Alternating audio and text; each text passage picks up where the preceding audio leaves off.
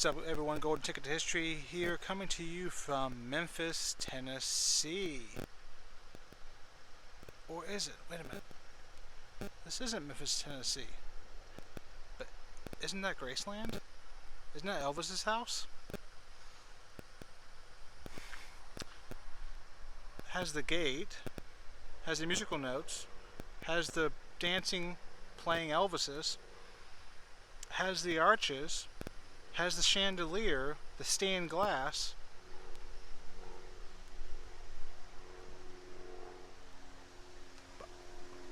If you would think that this is not Graceland in Memphis, Tennessee, then you would be correct. This is a replica, one of the many replicas that you can find throughout the United States. This one also happens to be in Orlando, Florida, about 20 minutes away from Universal Studios, about 30 minutes or so from downtown Orlando. This house was built in 1981, and it was built to be a complete replica from the exteriors of Graceland, Elvis's home. If you go inside, it's completely different, but the outside was supposed to be all the way down to the lions up front. Unlike the real Graceland, this house doesn't have just one music gate. It has two. It has the Cadillac limousine out front. And unlike the real Graceland, this one has a guitar-shaped pool in the back. I'll include a clip right here. The Graceland, and actually in Memphis, has a kidney-shaped pool, which is much different than the guitar-shaped pool. And unlike the one in Memphis, this one does not have the King Elvis final resting place in the backyard. Or does it? But anyhow, this house was built in 1981. I'm going to give you guys a little bit of history on that, do a little voiceovers so you can kind of... The West Orange Graceland on the outside looks much like the Memphis original. There are two-story columns at the entrance, which is guarded by a pair of lion sculptures.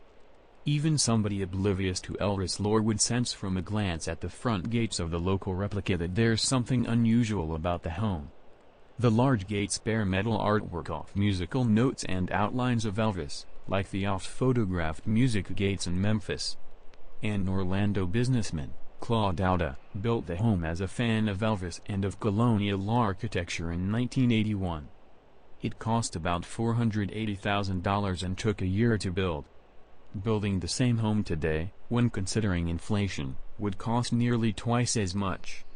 Compared with the cost of construction, the home is being offered for a steal, $550,000.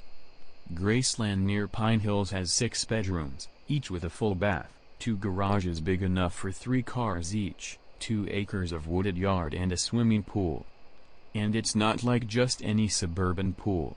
The pool looks like a blue guitar, with a whirlpool shaped like tuning keys.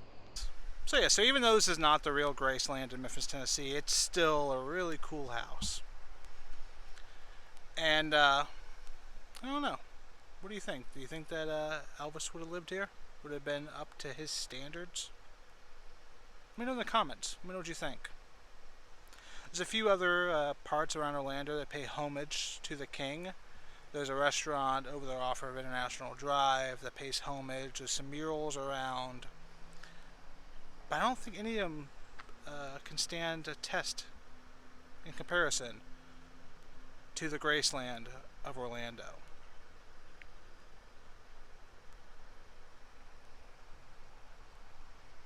So yeah, so until next time, continue to look for the history in film. Have a good one, everyone.